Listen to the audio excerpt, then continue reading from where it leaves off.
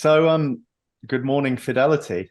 And this podcast is going to be a little bit different because I'm actually interviewing one of the founders of C.L.E.A.R, for C.L.E.A.R. That's true, Glenn. You are, yes.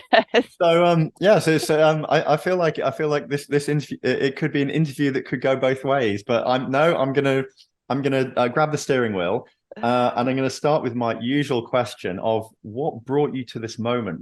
How did you end up talking to me about this? Well, it's possibly a very long journey, Glenn, because I'm getting on a bit now. Um, but we started farming here where we live in Kent 39 years ago. And we bought the farm, it was completely derelict, and set it up from scratch. We'd always wanted to farm in tune with nature. So we've got a very strong feeling about the need to look after wildlife as well as producing food. So, but we nevertheless started off on a very conventional route, 400 sheep. We've got about just under 200 acres. We rent in other land. Did it as chemically free as we could, but nothing very special. And then over the years, we changed what we were doing on the farm. And in 2000, we converted to organic because there were actually grants given by government to incentivize that. We were nearly organic anyway, and it just made sense to make the change. And our sort of strap line at the time was providing really nutritious, rich, tasty food to local people. And so we were sort of then set off on the heyday, I would say, of our food production, which is that we reduce the sheep number, increase the cattle numbers, because if you want to go organic, you need to mix your species. We've, over the last, until about 5 years ago, we had pigs, poultry with eggs and chickens. So we've gone through the whole range of food production, but always trying to keep nature really right up there on the farm. I have always enjoyed getting involved in things away from the farm. You can get very inward looking and frankly bogged down. I get bogged down in just same chores every single day. So over the years, I got involved outside the farm, and I was a trustee and then chair of Kent Wildlife Trust. Trustee, I have to say, for 17 years, which is way too long, but chair for 8. And then when I finished doing chair of that, became involved in Pasture for Life. And I think what's interesting is getting involved in these organisations is how it influences what you see is right about how you should farm in order to benefit wildlife. And we've made huge changes over those 39 years, but every time we've thought we're doing our best. And I think that's something that's really interesting, Glenn, is that when you're farming, you can always be learning new things. And for me now, with Pasture for Life and seeing what other amazing things farmers have been doing, we're changing our grazing regimes with our cattle and sheep again. So we're rotating them much more quickly across the farm, allowing the grasses to rest for longer, deeper rooting, which we live in the southeast. We've had terrible droughts over the last 4 or 5 years. That's really helping us to maintain a bit of green on our grass as we go through the hot summers. So, so that's really where I've got to where I am now, which is really interested in everything that's Pasture for Life. C.L.E.A.R came along because one of the huge frustrations about Pasture for Life, which, as you know, is a certification scheme to show that you're 100% grass-fed. And why that's particularly necessary is because legally you can use the term grass-fed on your products if you're just predominantly grass-fed, which is just 51%, and the other 49% can be absolutely anything. So it's totally unfair to those of us who are genuinely 100% grass-fed, but also totally misleading to the consumer as well. So that's really where C.L.E.A.R came from. Right. Yep. So going back even further, you skipped a bit further forward than I was hoping there. So what Okay. did you grow up on a farm, and also you were talking 39 years ago. Farming, I guess, that was pretty conventional then. What was it within you that made you realize you wanted to take this sort of more natural agroecological approach? What was your background before you started farming? Where did this all come from? So I wasn't brought up on a farm, but was brought up in the countryside and with lots of farming going on around us. So always knew that I wanted to be involved in things to do with the land. Okay. So I went to university. I actually read social anthropology at university. That was a bit of a mistake because I applied to read land economy at Cambridge, which is a 2-year course, and I thought it was all to do with managing the land. As it turns out, it was nothing like that at all. I had to choose something for my first year, so I chose social anthropology and stuck with it because I absolutely loved it. I think social anthropology is an amazing grounding in lateral thinking and appreciating there's so many different ways of doing things in this world and no one way is right. Oh, describe social anthropology to me. That's quite fascinating. What is it? Well, it's anthropology is the study of humans, Mm-hmm. and social is a study of social humans, and then there's physical anthropology, which is the study of physical humans. So the traditional, very traditional course that you could do at university in those days was basically studying lots of people from all over the world, and particularly tribal societies. So my director of studies had been out in Papua New Guinea studying the tribal people out there. We were lectured by people who'd spent years living in the Amazon jungle, looking at the tribal people there. And from that, you look at how they work as a society, what their sort of economic, political, and kinship, their family systems are. And I just think that's all very, very fascinating. And we do it one way, they do it another way. Which way's right? Who's to say?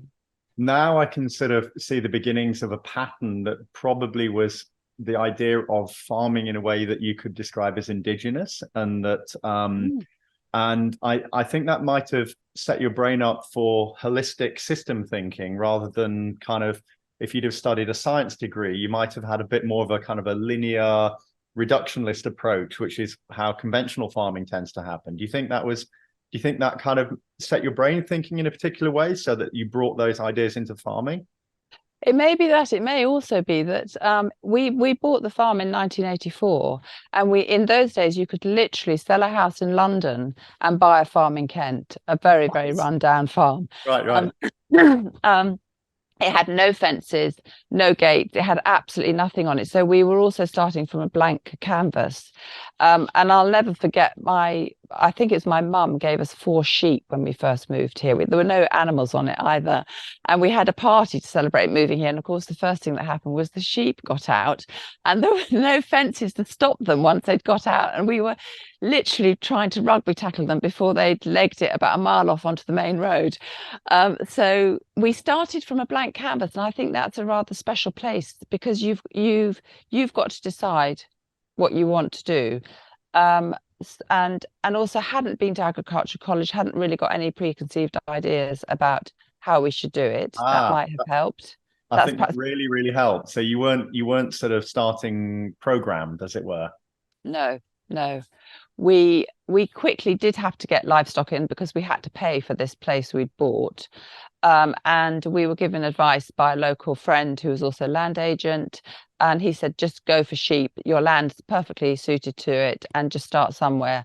So we went for sheep, and we also there was a guy living in the village who was a retired butcher, and he'd had sheep all of his life, so he would call himself a shepherd as well.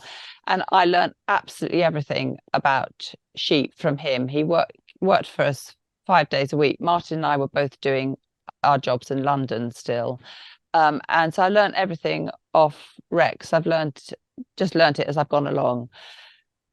Oh wow! So you were running a farm and commuting into London to do your day job.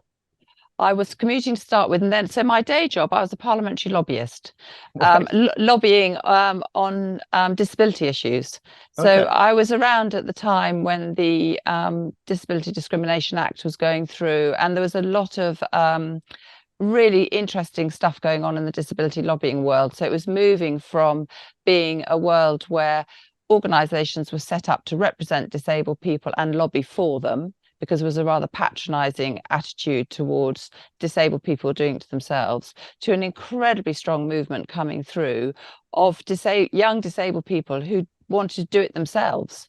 Mm. And I loved all that. I was really up for working alongside all of this new sort of organizations of disabled people rather than for disabled people. So when we moved to the farm, I went freelance and set myself up as a consultancy that could help support some of these smaller organizations with parliamentary knowledge and how to lobby and that sort of stuff. So I was sort of based at home, but would also get up to London. To be honest, we live it was incredibly quick door to door. You're not very far, are you? No, we're south of Sevenoaks. I Yeah. could get to the House of Commons in probably an hour and 20 minutes at the absolute most. So, easy to get to London if I suddenly needed to. That's fascinating. I can see how that's led that experience will be helping you with what you're doing for C.L.E.A.R. Something you said there earlier kind of made me smile a bit because when you're talking about you inherited a farm with no fences. I was recently talking to a farmer who's PFLA called Simon Herring. He's on the Lincolnshire Wolds, and he bought a very, very beautiful farm. And he'd read Alan Savory's Holistic Management book, and it said the first thing to do when you acquire new land is take all the fences out and look at it afresh as to where you think they should be from the natural flow of the land, because they're probably in the wrong place. And that was the first thing he did. It was a kind of big valley, and his cattleman thought he was insane. But first thing he did is said, I want all the fences taken out. And when the fences are gone, you describe it as a blank canvas, which I think is wonderful, because if you're taking a sort of more agroecological approach, you're then not constrained by somebody else's conventional approach to thinking where boundaries should be. How did you then, have you kept it fence free, and are you just using electric to keep the animals where you want, or did you eventually put that sort of structure in? So we definitely put the structure in, and I think that's a really interesting thing, Glenn, that you've just said about no fences, because I've just actually come back from a Pasture for Life study tour in Transylvania, and they have no fences because they have herders who keep their cattle and sheep in place. And I've often noticed this about the most beautiful piece of land in the UK is that instead of fences, they've got big hedgerows that are spilling out into the fields, and it's all wiggly and gentle and so beautiful. The difference with our farm than, say, in the Lincolnshire Wolds, I suspect, is that we happen to live in an area of very small fields, ancient hedge lines. So although there were no fences, we've got a natural hedge system which has been there. We've got a map of 1655 on the farm, and the hedges are still the same now as they were then. So we haven't really changed the landscape at all, but it was a very hedged landscape. We just put up some fences in order to keep the sheep within the hedges. So we just put up normal stock fences. I mean, sheep getting out is an absolute complete nightmare. And then if you've got 4 small children in tow, which I had for many years, and you get your neighbour ringing up and saying your sheep are all out and there's nobody else to move them except for you and your 4 small children, and you're giving them tea, it's the last thing in the world that you want. So we definitely focused on getting fences up to start with. But interestingly now, the fences are of course all falling down, those original ones we put up all those years ago, and we're replacing them with electric fencing, which gives a much gentler edge to the hedges. We're focusing on getting our hedges to be bigger. We've anyway over the last few years been cutting them far less frequently. So instead of cutting every hedge every year, we cut them say every 2 to 3 years. But I think now we're going to go one step further and maybe not cut them for a number of years and perhaps then go back. You could have a hedge rotation of 15, 20, 30 years, and you actually go back and lay them all again. And so you let them grow really tall, and then you knock them right down, lay them, and they come back up again. So that's how you create diverse habitats. You want to have as many different types of habitats as you can on the farm. And they provide corridors for animals, don't they? Hedgerows are super important for that. They do. It's amazing, Glenn, because we've got our farm is featured the hedgerows and little woodland shores, which are just a few acres of woodland between some of the fields are a feature. And when we first came here, our ambition was to join up every single woodland shore with a hedge, so that the species, and we knew we had dormice in our hedges, could move out of these little tiny woodland shores and move to other Without going hedgerows. through the fields and They won't. making So themselves vulnerable. yeah, well, did you know that a dormouse never goes on the ground? It lives in the trees. And so it's the only I mouse. It didn't lives know in the that. trees. The only time it comes to the ground is when it wants to hibernate in winter, when it'll find a tree trunk. So it won't cross ground. So if you demolish a whole wood of trees and there are dormice in it, they will go with it, because they can't travel across open ground. So when we manage our woodlands, we do it in strips to make sure that we're always leaving a connection for the dormice. Anyway, the end of this rather long story is that a few years ago, the Southeast Water put a new pipeline in the farm, across the farm. And when they do that, they have to have ecologists come round. And we were so excited that the ecologists found dormice in our hedges that we'd planted probably 25, 30 years ago. So they were using these corridors, which we had either completely added, or there were quite a few hedges on the farm that weren't complete. So we just joined them all back up again with planting. Like a network of mouse motorways. Yes, yeah, yes. Yeah. Another thing I want to ask you about is you said you started with sheep, and then you said you had to add cattle in because you wanted to be organic. That surprised me. What was the deal there? Why did you have to add cattle to be organic? So actually, you asked me, Glenn, at the very beginning, you said, what was your journey to being regen or to clear? And and I would say that regenerative farming is an incredibly difficult term, because it means so many things to so many people. It's like painting a picture. I think people feel they've got an idea of what it is, but it's not specific.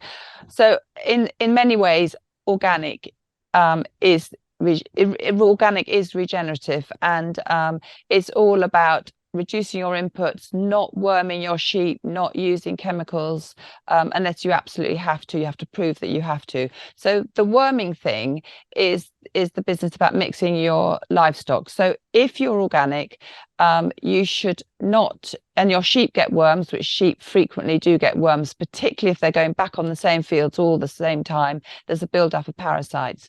So in order to prevent that, you need to break that cycle of the sheep being on the fields at the same time. So you get another type of livestock in, which in our case was cattle, and you rotate your animals around so there isn't a build-up of worms. So you should be able to reach a point where your cattle and sheep are rotating the fields and you no longer have to worm your sheep. And that's sort of quite basic behind the organic principles.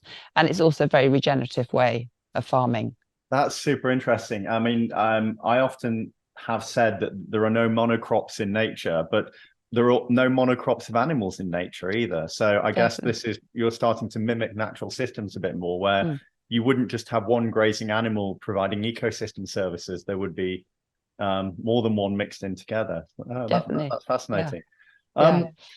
So you explained briefly about Pasture for Life and kind of where it came from and why. It was the food labeling in DEFRA that said meat can be labeled as grass-fed if the diet of the animal was predominantly grass. Now I really understand that Pasture for Life is quite specifically related to grazing animals. Was it a frustration of that limitation of Pasture for Life? I don't know, frustration is probably the wrong word, but just that limitation of Pasture for Life, was that sort of a catalyst for you wanting to take things further with C.L.E.A.R? Was it seeing a sort of a bigger picture that went beyond DEFRA's fuzzy description of grazing animals? So I think that we at Pasture for Life have for years been banging on about the definition of grass-fed. That's our thing. But of course, there's loads of other definitions in food labelling which are also equally dodgy and misleading. So natural, free range. I mean, there's fresh. Yes, exactly. It's just infinite. And so although we could continue banging our own drum, what happened was that when the government brought in the Agricultural Act in 1920, there was a clause in there, which I think most people would hardly have noticed, but it said that they would review their labelling regulations. In 1920? No, 2020, sorry. Wow. Things Yeah, really I haven't know moved I'm getting on a bit, but I'm not that old. Yeah, 2020. So2020. when Okay. we left the EU, we had to have an agricultural act to the UK had to have an agricultural act because up until that point, basically agricultural law was set by the But EU. you, yeah. So we had an agricultural act which was initially steered by Michael Gove. Yeah. And as I say, it had this clause in it about, it was clause 35. And it basically said that they would review labelling and marketing regulations. And so we thought, well, this really is an opportunity for us to go big on this. And I think I particularly felt that I've always felt that it's always better to collaborate than to try and go out on your own in a big wide world. And so why didn't we see if other organizations would like us to do something much bigger than just the grass fed, but to address the whole dishonest labeling business? And it was quite amazing. We had to put a bid in to it was the Farming the Future Fund. In fact, we didn't get our money from them in the end. They were encouraging collaborative bids. So I set to doing this bid. And before we knew where we were, we had 40 NGOs wanting to join us in campaigning for clearer labelling regulations. They were sort of mainly Wow. food and farming and civil society organisations. It's amazing, isn't it, Glenn? I mean, it shows how strongly people feel about it. And it wouldn't necessarily be their core work. So our members are definitely not labelling organisations. They are food and farming organisations. They don't have the resources to necessarily push that themselves, but they Sure. want to see it happen. So on the back of that incredible endorsement from those organisations, we got initial funding from the Environmental Funders Network. They were absolutely brilliant. They had a scheme at the time, I don't know if they still do, that if you sort of need emergency funding, then you can put the case to them. And the emergency was that the Act had come in. And at that time, back in 2020, the government said they were going to consult on this in early 2021, I think it must have been. And we hadn't got any resources or anything to respond to it. They gave us those resources, and we could recruit a few people to just help us make a response to the consultation. In the event, as seems to be so typical of this government, it didn't come out in the way it should have done. They did a consultation on animal welfare labelling, which was, we totally support animal welfare labelling, but our big thing in C.L.E.A.R is that it needs to be a holistic approach to labelling. You can't just pick off one thing or the other. So with that funding, we did a policy document and set up a manifesto for C.L.E.A.R. Yeah. And that's what we've all come in behind the back of. We then managed to get funding through the Esme Fairbairn Foundation. Again, not a great deal, but enough to make sure that we could bring in the right skills to get us going. And I mean, I'd just like to say right here now, that I think Esme Fairbairn Foundation is the most incredible organisations, because they started Pasture For Life off. They had nothing. We had no proof of what we're doing. We had no proof of what we're doing C.L.E.A.R, but they had faith that they could give a small amount of funding to a few people who felt very strongly about something, and that call for seed funding can get organisations going and new campaigns going. And I think Esme is brilliant at enabling that sort of thing to happen. It has been in our case anyway, both for Pasture For Life and for C.L.E.A.R. That's amazing. I love the kind of idea behind where you were at the time. It sounds like, so when you said about all the NGOs like suddenly coming and supporting you, it just goes to show that you weren't thinking in isolation. Other people were aware of the problem and the potential for action. And I just, great admiration for you for actually doing it, because it's all very well identifying a problem. It's quite another thing to actually get off your butt and change and make something happen. And then suddenly, when you are doing something, you find out that all the support is there. I think that's wonderful. And it also shows that when you get so much support so quickly, it just goes to show that you're doing the right thing. Yeah, I think so. Yes. And I have to say, it's also when you get the funding in, that also is affirmation that you must be doing the right thing, because you've managed to persuade somebody who's not been involved in your world to say, yes, okay, we will back you with some funds as well. Yeah, we recognize the problem as well. Yeah. I mean, that's the fun side of funding, of fundraising, is getting the funds in. Getting The money. appalling side of it is that you can spend so much time doing bids and you don't get them in. And that Yeah. is very depressing. And it takes a very long time doing those bids. And as a volunteer doing it, do become times you think, my God, why do I continue to do this? Because it takes hours and hours of time to get those bids together. You not think though, because I've been involved in quite a few business startups and I've written a lot of business plans in my time. And I've always found that I think probably doing a bid for funding is very similar to writing a business plan. Mm. And I find that it's a very it's a process that focuses you, because it's a bit like the job I'm doing for C.L.E.A.R is like, if you can't explain it very quickly to somebody else, how do you expect them to help you? And I think sort of writing a business plan and following a template for a business plan that I've done several times, it makes you ask questions of what you're doing in a way that you probably haven't asked yourself. So you get more distilled in your direction, I think, by going through that process. Have you found that? Yeah, totally. You're absolutely right. And in fact, when you do a bid to the Esme Fairbairn Foundation, the way we did it, I don't know if this is how it always happens, but we had a project manager. And so we started off by putting on one side of A4, said, look, would you be interested in us building up this sort of idea? And Right. he'd come back and say, yes, we would. And then you'd do a bit more. And he'd say, I know that the trustees will want to have answers to this, this, and this. And Brilliant. so that whole process, you're absolutely right. And then because we were a consortium, we also needed the consortium to be behind us as well. So you are right. I think that whole process is very incredibly useful and valuable in setting us off on the right way.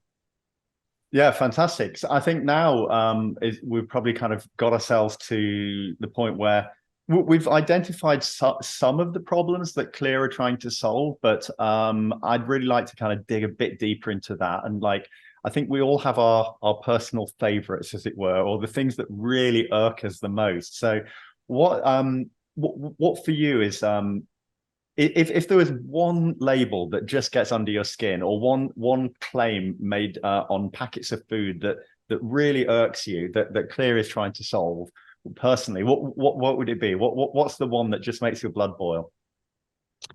So at this very moment in time, Glenn, it's probably not one that makes it, but they all fall into the same category. Okay. So I think the first thing I should say, which is one of the most difficult messages to get across, is that we are not wanting to design a new label.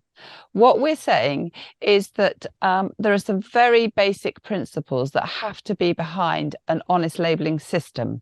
So there are literally hundreds of labels out there. The private sector is going to want to make its own labels, understandably.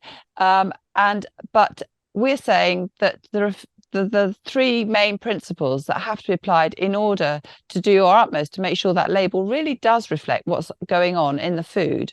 And we call it method of production, which is how is the food produced. And basically what we're saying is that there has to be a mandatory labelling scheme. So all foods at all points of sale need to be labelled, because at the moment, with the voluntary labelling scheme we've got, much of which is quite good and excellent, it's the middle classes who benefit from that. And if you go into a supermarket, all the food that is not labelled probably is less well produced, because people can just opt out. And if you're a consumer on a low budget, you don't have the same choices to make because the information isn't there. And one of the things that really gets up my nose, Glenn, is people saying you shouldn't be doing this because it's elitist, because poor people can't afford to pay for better food. Well, I'd say that's absolute rubbish. Poor people want to feed their families good food. Yeah. And if they especially, and they've got small budgets and they want to buy the best they can, and okay, they might end up having to buy rubbish because there's nothing else in their budget, but they should have the choice. They should, if they want to seek out that knowledge, they should have the knowledge to do it. So I've diverted from, anyway, so it has to be mandatory across all foods at all points of sale. And the other thing is it must include data from the farms upwards, Yeah. because there's so much greenwashing that can happen. So in answer to your question, what really gets up my nose at the moment are these big eco labels that are coming in from the top down. So there's probably half a dozen or so companies that are designing these big eco labels, and they are going to say, here's an avocado, here's an apple, here's a piece of meat. This is the score we're going to give it based on data that is out there, but is generally collected at a global level. Yeah. And so it doesn't really reflect on what's going on the farm. So for instance, you couldn't distinguish whether you're an avocado grown in Spain, Mexico, or South America. And that could make the wealth of difference in how the farm is actually producing that product. So I would say those eco labels are highly dangerous at the moment. Go on, name and shame. Come on. No, I'm not going to, but I could give you a few examples of some of the ones that are out there, and some might be better. But I mean, you know, they're we've probably not really yet seen them properly on the food products, but there are companies, the big food manufacturers are definitely wanting to develop them. So what we're saying to those big food manufacturers is, develop your eco labels, but you've absolutely got to start making sure that you're getting data in from the bottom up. Yeah. And one of the problems they would say is, well, there is no data there. And we'd say, okay, that is the case, that is really hard to get that data, and it's possibly not there at the moment. But you are big, wealthy companies. You've got tons of money to throw at this. What you must start putting your money at is looking at how we as a world get information from the farms up, so the farmers are genuinely represented in those food labels. The consumer can genuinely know what's going on. Yeah, no, I get that, and I was quite surprised. I wasn't so aware of this problem of kind of blanket labeling until I started talking to you, and I think it was you that sent me a paper showing that some foods can have an 11-fold difference in impact according to method of production, which is a staggering amount, right? It's more than that. So for beef, so the Joseph Poor and Nemechek pair who are working on labeling, they produced a paper which said that for beef production, there's over 50 different methods of producing beef. Yeah, 50 different methods, but an 11-fold difference in impact of the different methods. Oh, I see. It was probably them that said that. Right, I expect. Yeah. I mean, well, there you are. That's the Nemchak. Yeah, 50 different methods with an 11-fold difference in impact. I think. Yeah. I mean that's staggering. So if the government were to say beef is a score of 7 out of 10 of being unsustainable, then that's completely non-reflective of the different methods of production. And interestingly, before we started recording, we were talking a little bit about nutrition. And I mentioned that I talked to a guy in Utah University whose lab was testing beef for all the different metabolites of phytonutrients that can be in beef, and his scoring system was staggering. And I asked him what's the best and the worst beef he's ever tested from a nutrition point of view. And he said the worst was obviously American feedlot beef, where 75% of the diet of the animal was the byproduct of bioethanol production from corn. So that literally kind of keeping animals in a feedlot, and they're not even being fed corn; they're being fed corn after it's been fermented to make bioethanol. Completely one-dimensional diet, very high in omega-6, very high in linoleic acid in the fat, very fat, very quick. And I'm like, okay, what's the best? And he said the best, but by a long shot, was a sample of beef, which was a Swiss pastoral nomadic system where there were no fences up in the Swiss Alps for the summer, and the guy was driving the cattle through, and he estimated that the cattle must have ingested hundreds of different plants at different points of their flowering cycles, throughout the summer. And he said the nutrition profile was sort of completely off the charts. And you cannot even begin to call that one product when you're looking at those two extremes. Well, and also that's so similar research on a very, very small scale has been done at Newcastle University by Gillian Butler. And that showed how beef from a more diverse meadow had higher omega-3 to omega-6 Mm, ratios. And that ratio is essential to human health. yes. So, we have way too much omega-6 in Yeah. our diets at the moment. We need more omega-3, and that will come from grazing animals in a very healthy way. So this is information that we should, as a consumer, we should have access to It would be if we amazing want. to see omega 3 on beef labels, right? Well, so the result of this particular label was that the levels were so high, they were at the same height as fish, which you can put is a source of omega-3 in your diet. It was too small a sample, but basically, and also that omega-3 level might vary throughout the year. So Yeah. it's perfectly possible that in the summer is much higher than in the winter when they're possibly eating hay Different and cover stuff. crops. Yeah, different, Yeah. exactly. Yeah. So it's not, when you say it is the source of something, you have to scientifically know that that's the case every time on your pack, and it's possibly too varied, or there haven't been enough tests done to Yeah. say that they can do it. But it's very interesting and exciting that that is out there, because one of the things I think about C.L.E.A.R is that we haven't set out to do a health label. We've set out to just talk about how the animal is produced.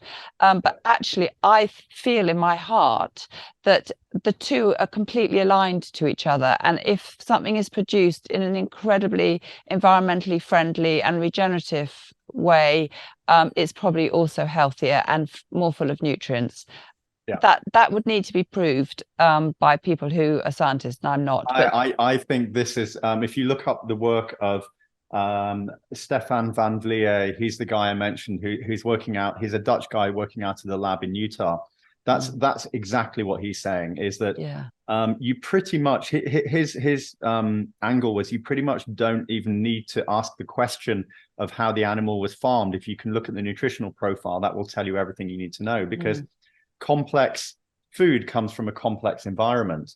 And I was smiling a bit when you're talking about the study in Newcastle, because when I was running around the country filming some Pasture For Life farms, there was a Pasture For Life farmer who used to be a sports nutritional therapist, who you probably know who I'm talking about.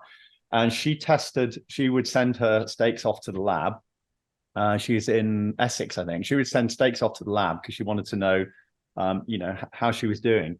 And the day that I was there, she showed me a lab report, and they put a post-it note on or something, like an extra note saying, if we didn't know what sample this was, based on the nutritional profile, we would guess that you'd sent us wild salmon. really, And it was Pasture For Life beef. And she was like, yes. yes, And that was the first time I realized just how our ancestors, DHA is an essential nutrient. It's an essential nutrient in the human diet, and our ancestors wouldn't have been chewing on flaxseed hoping to convert some of the ALA. They would have got their DHA from ruminant animals. That if you lived in the middle of the country, if you lived in Oxfordshire as a medieval peasant, you didn't eat seafood. yeah, So it made me realize that these fatty acids, which are essential, like yeah. DHA is essential for human health. They would have been getting it from in significant quantities from grazing ruminants, which, because of grain finishing, it's the amounts have plummeted. Yeah. Yeah. I mean, when you talk about this, Glenn, don't you think it's so shocking that one of the few responsibilities that a government have is to have a healthy population? And it's so frustrating that we know all this, and yet they cannot change the food system. They cannot seem to get the food system around so that we all have access to affordable, nutritious food.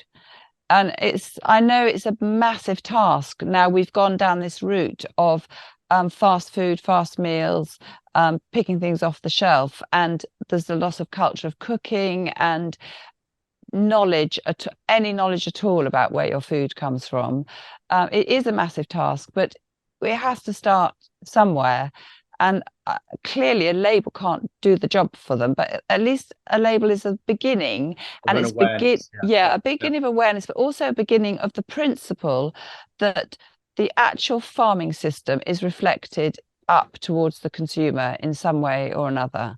So, for instance, just going back to um, say the avocados, that you should be able to buy an avocado from a country where they're not draining all the water resources into producing their avocados. They are making sure that the locals have plenty of access to water and they've got all the food they need. I would like to be able to make those choices if I could, and I'm sure most people would if they can.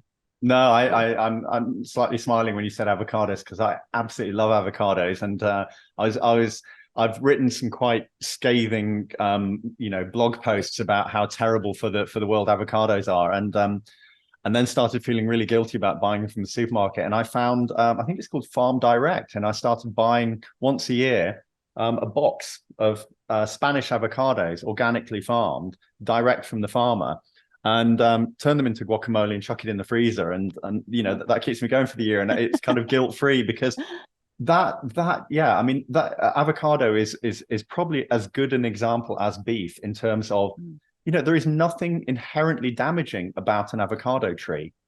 There's nothing inherently damaging for the environment about a cow.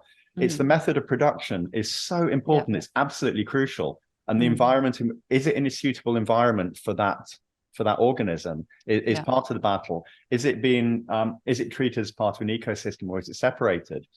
And when you're talking about government there, it made me realize that it's this idea of separation. So I think with government, everything's separated into different departments, and there's no sort of there should be, but there's no one person overseeing everything who can make the connection between, well, maybe if we fund farming, we can reduce some of the costs on the NHS. I mean, to us, it seems like such an obvious equation, such a simple connection to make, but I'm not sure the government's capable of actually saying, well, if we can make a 20-year plan to reduce the burden on the NHS by having people eat healthier food, I don't think they're organized. They're organized in reductionist manner, not in a holistic manner.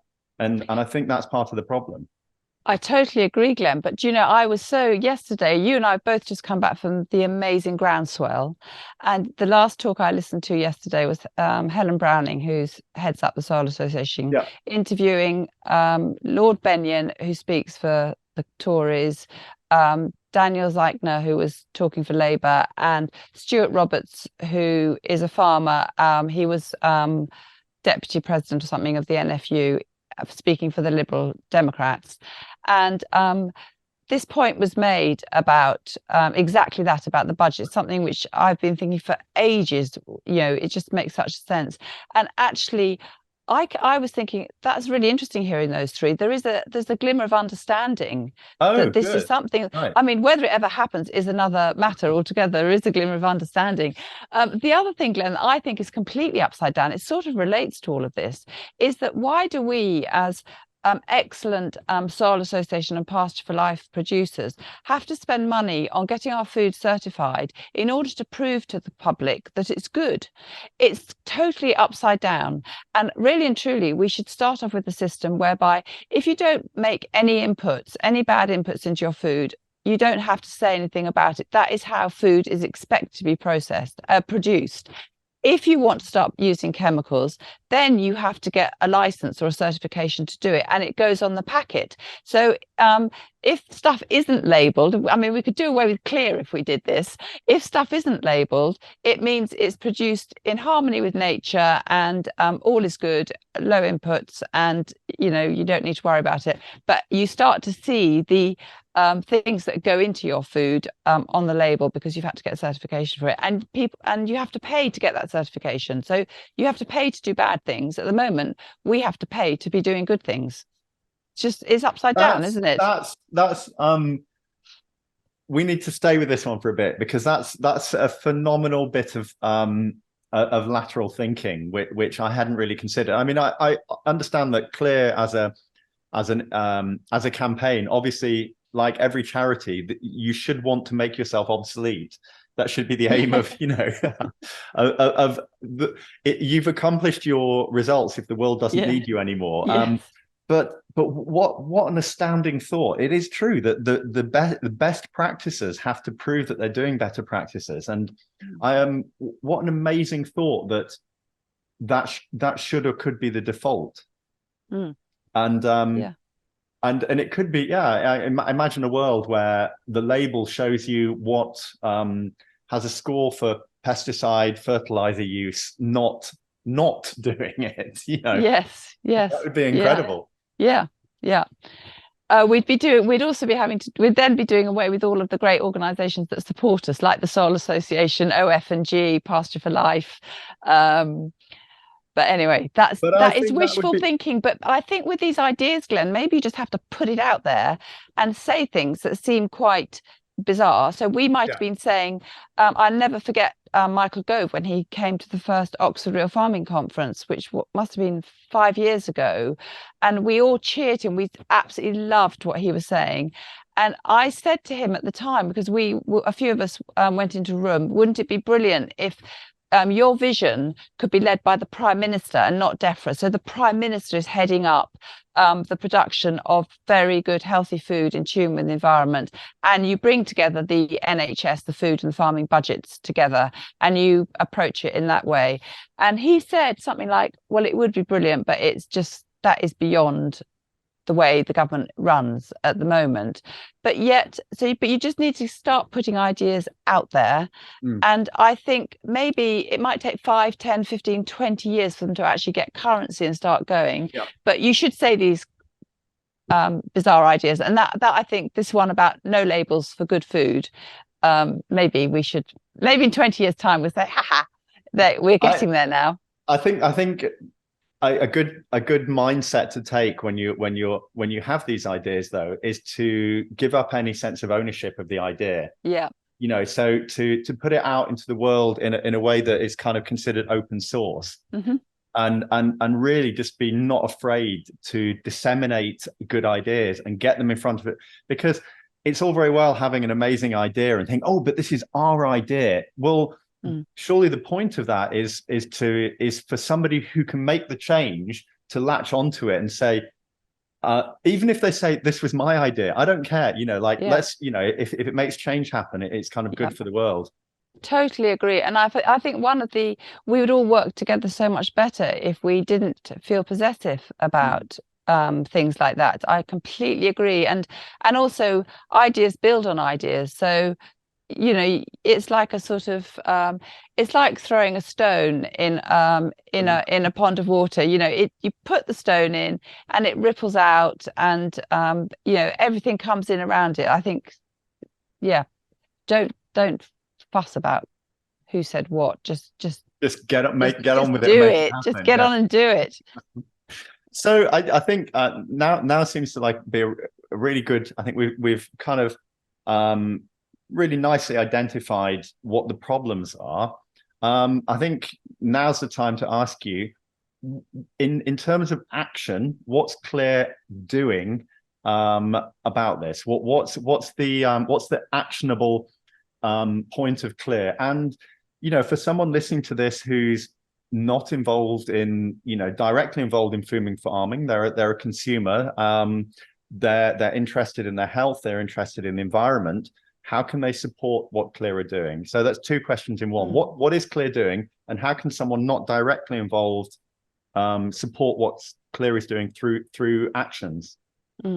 So and this actually goes back to something you were talking about earlier on, Glenn, about refining your business plan. So when we got in our first tranche of funding from ESME, the defining of it, we had originally thought that C.L.E.A.R could set up a massive sort of consumer campaign against this. That was because at the time the NFU had just had 1 million signatures from British to support British products, and it was the sort of thing at the time. But in fact, what ESME wanted to do, which is really what we did set up to do, which is to influence the policymakers. And at the time, all quite exciting. Michael Gove was up there. We were all feeling excited about food and farming. The Agricultural Act had come in. So we thought we could just directly influence government. we employed a really brilliant policy person, Honor Eldridge. She now works. I think she's working with the Food Standards Agency, but she would respond to government consultations. She drew up our manifesto as a sort of policy document, all aimed at the government. And that seemed to be the most sensible way for us to spend our scarce resources on directly getting in touch with the government through MPs, politicians, and of course through DEFRA and the FSA. So sort of have a bit of guidance, but take the will of the consortium, as it were, and the sort of collective will of the consortium, and present that to the government in a way to try and change policy. Right. Yeah. But as it turns out, with all the shenanigans that have been going on in the government, changing of prime ministers, changing of this and that, there's been a total lack of leadership and direction from the government. It's been impossible to get any traction on that front. Everything gets delayed, nothing gets delivered.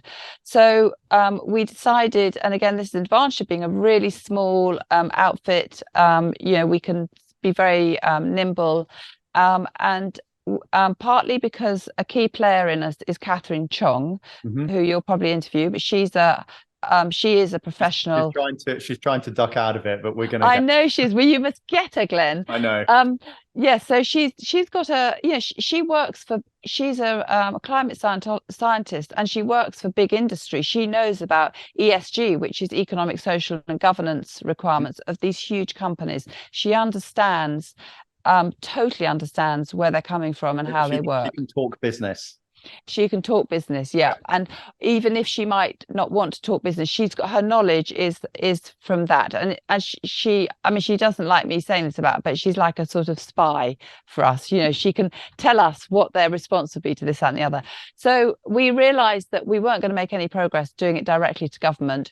We also realized, and I think this is the biggest risk at the moment in the whole labeling thing and the whole sort of democratization of labeling, is that those big food companies want to be the first to introduce an eco label, they're calling it, which will mean it'll go on the package and it will score your food according to its eco credentials, and that they're using data, global synthesized data, to produce these labels. Now, we think that's highly dangerous, as I've already explained to you, and so we've diverted our attention away from directly influencing government to talking to businesses like that, talking to people who are in the food industry about the lack of data going into these labels from the primary producers upwards. So we've managed to change the way we're operating, but still sitting behind that is we don't see how it can be delivered in any other way than to be a level playing field, that everybody has to have the same data on their labels, and it has to come from the farm up. And I should say that we're not proposing that we abandon all voluntary labelling, because in fact, if you already label, say through the Soil Association, Red Tractor, Pasture For Life, if you imagine this information being like a matrix, you'd get immediately put straight onto a metric. So if you're already certified with somebody, you don't need somebody else to come along and say to you, well, what are you doing about this, that, and the other? Because you're already providing that information. As a producer, already been collected. The data's been collected, it's there. It's a matter of how you get it to the next stage, which is basically to the people who are producing these labels. I also think we shouldn't be talking about the government producing a label at all. We should recognise that the labels will be produced by the private sector, but the government has to ensure that's regulated. And so we're all giving the same data. It's possible to compare it.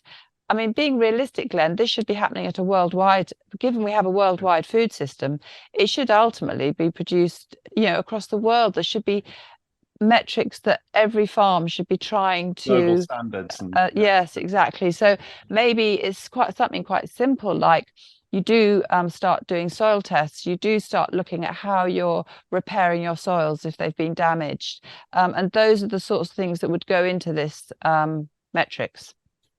So the focus of C.L.E.A.R is now talking to big business rather than talking to government. Is that well, because we know that big business is talking to government. So right. The government is totally and this government in particular, I think, is more likely to talk to big business than they Yeah. are lobbying group.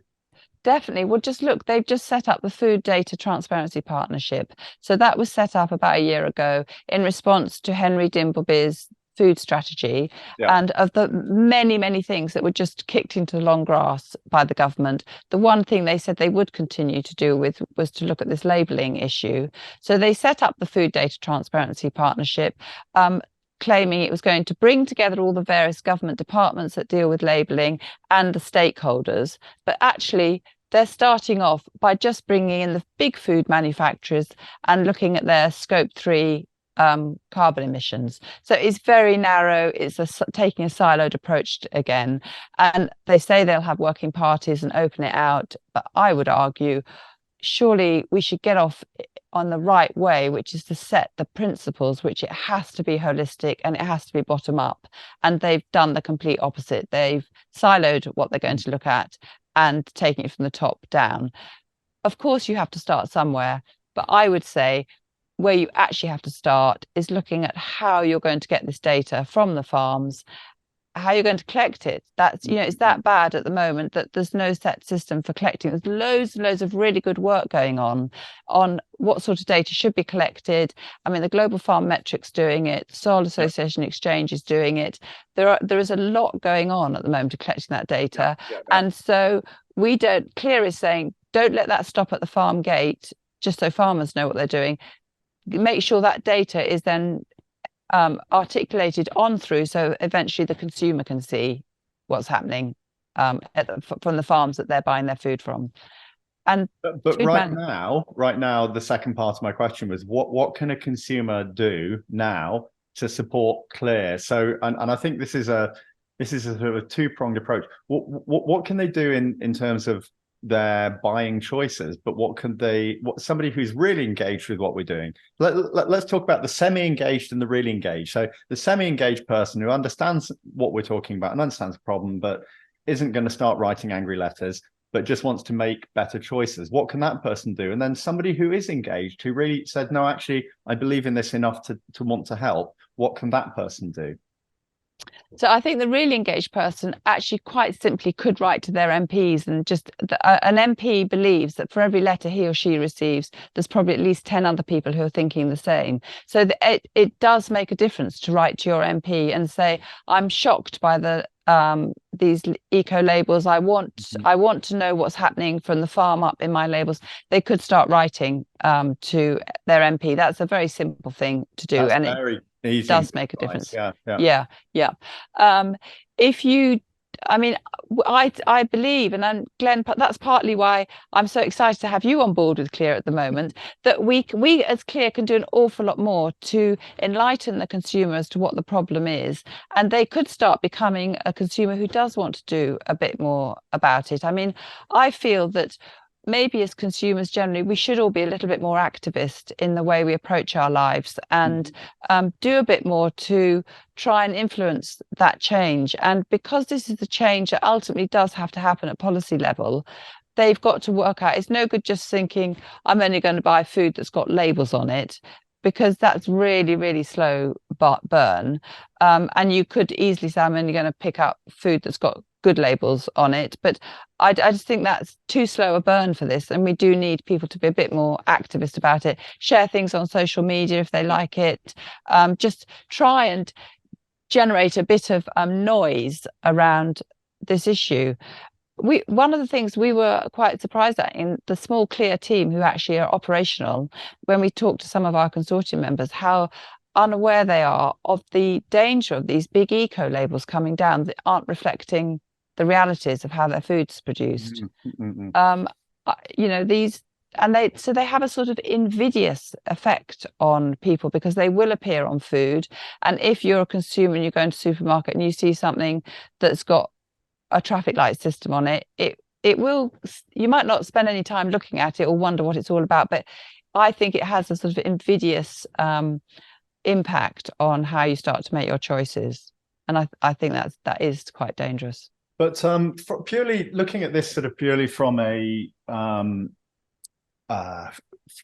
consumption consumer kind of point of view, like I mean, for example, I I try and avoid supermarket shopping wherever I can. I buy my meat from obviously the ethical butcher, which I help set up, and I try and buy my vegetables from a farmer's market where I know exactly. So I think what I'm inadvertently trying to do in my own food shopping is to pick from the shortest supply chain possible, because the shorter the supply chain, the more transparency you have, and actually the more information you have. So, for example, I live in the centre of London. I have a choice of a Notting Hill farmers market on a Saturday and Queen's Park farmers market on a Sunday. The people who are selling me my carrots and broccoli are the same people that picked it and grew it. So there is this kind of direct connection to the food. Some of it's organic, some of it isn't organic. Some of the farms are saying, well, actually, this crop, we managed to do it with organic principles this year, but that one, we had to do something because X happened. And you've got this dialogue, this direct, you put one extra link in that chain, and that information is gone. Yeah. And that for me, that to me is something really simple and really actionable that I can do. And do I pay more for it? Yes, I do pay more for it. Yeah. So I'll end up with, a bag of vegetables that I come home from the farmer's market, but it makes me behave differently because I've paid more for it. I treat those ingredients with more respect. So if I see, a large bag of salad that's starting to go a bit slimy, I won't just bin it tomorrow. I'll think, well, that needs eating today. And because it costs me more money and I know it's been grown with care, I have much less food waste. Yes. And I think in my journey of trying to make better choices, I've kind of followed through. It's more reverence for the care that has gone into the product. When you're buying something cheap, with no transparency and no direct connection, it makes you behave in a way that's also cheap, I think. So you're 100% right, Glenn. And I think that for those of us who can make those choices about going to farmers markets and buying from shorter supply chains, that is the number one thing that we can do, which is basically not support these big suppliers. But I think what I have in my mind all the time when I think about C.L.E.A.R is that in some ways it's not those people that we're talking about. We are talking about the huge general population who feel they haven't got the time, they haven't got the money, they haven't got the access to those sorts of markets.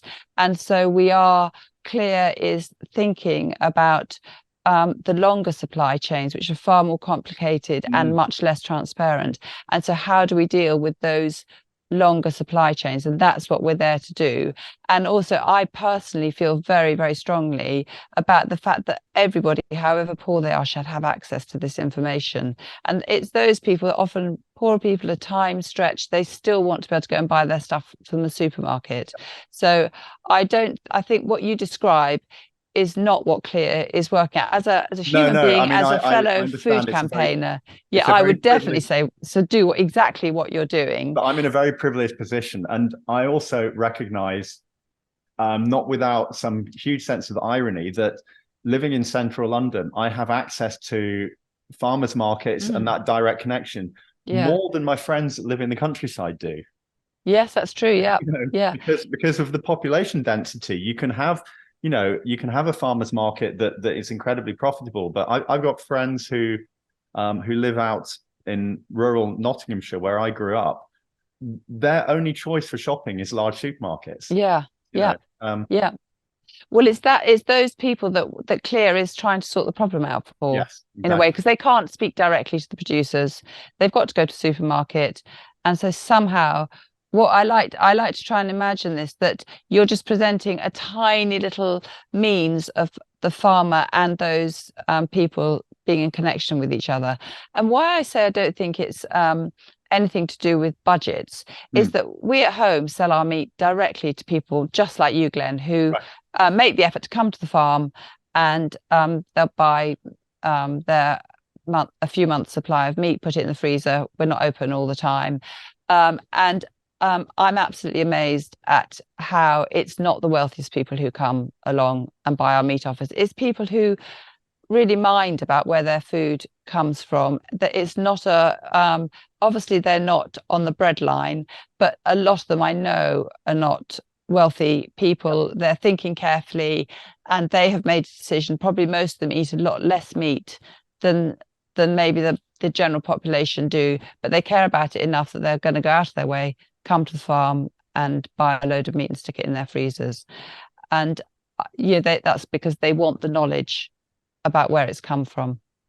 Yeah, absolutely. I'm quite conscious that we have spoken for quite a long I time. know. I don't think anyone's going to want to listen to us for this long, Glenn. And But that thing I just did then was my husband coming in and said, "Did I want that or that?" oh, you weren't telling me we've been talking for too No, long. I It's like wasn't. time out, No. Glenn. He was asking you But if it you want is a cup of tea. Would you like yes. tea Yeah, or yes. tea? Yeah. Okay, But we I've got haven't, two because more. nobody's going to want to listen this long. No, I've got two more for you quickly. Yeah. Um, you've identified the importance of collecting data at the farm. Every farmer I know and have ever spoken to is already busy beyond all manner of belief. Yeah. How are farmers going to make the extra time to collect the data? How can that be made easy?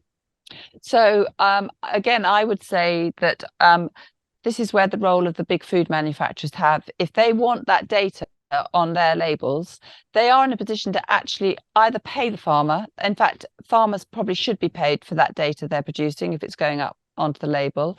And in some cases, so I've been doing the global farm metric trials when we have to go out and do soil tests and everything else. It's very time consuming and it's quite hard. And again, I think because C.L.E.A.R is thinking about the big food industry, not your local one. I think, the supermarkets, whoever's that got the relationship with the suppliers, should be maybe supplying people who can actually help the farmers to get the data. Once you've done it once, it's much easier to do it again. But that first thing is very hard. It's time consuming and expensive. So it's not something, I would say farmers have to be paid for it in some way or another, or somebody else has to come and help them. Brilliant. Absolutely. So the money should come from the top down to do it. Yeah. Final question to you. And this is a lovely note to finish on, but describe for me your 10 years from now, your kind of utopian British food system. What's it look like if C.L.E.A.R is no longer needed, and what would the landscape of food and farming look like in the UK in an ideal situation 10 years from now? So I feel ideally it has to start with cooking, and I think it's really disappointing that so many people just no longer cook really good meals out of terribly basic ingredients, natural ingredients that you don't need any of this highly processed stuff. Again, it's so easy for me to say that and for you to say that, but some people live in flats with tiny fridges, no freezers, small cookers, big families, pushed for time, unsociable hours. That's all incredibly difficult to get back into cooking. But I just think we have to get a really, really good cooking culture going again in the UK, and which is around cooking fresh fruit, vegetables and meat. And once you can get into that frame of mind, maybe it's a bit like becoming a regenerative farmer. It is a frame of mind, and that you can enjoy cooking. It's not a chore that you have to do. It's something that's fun. It's actually fun trying to find the nice food, looking at recipes. We're such a long way from there. So that would be my utopia, would be that we as a population really understand how brilliant it is to just be able to cook fresh fruit and vegetables and some meat, and you can make amazing meals out of it. Completely agree. Yeah, I think it needs to go back in schools. I was lucky enough to be of the generation where home economics was a compulsory subject up to O level in my school. So I learned to cook. We did, all the pastries and everything all the way through. It was from 11 to 16. You had to learn to cook at school. Yeah. It was wonderful. Anyway, Fidelity, we better leave it there. We've been going on, but it's been really enlightening, and I think it's been a great overview of what C.L.E.A.R is all about. So thank you for your time. I hope so, Glenn. It's been really nice talking to you, and thanks very much. And also for doing all the other podcasts. I'm so excited to listen to them all. We've got a lot coming. Yeah, great. Thanks.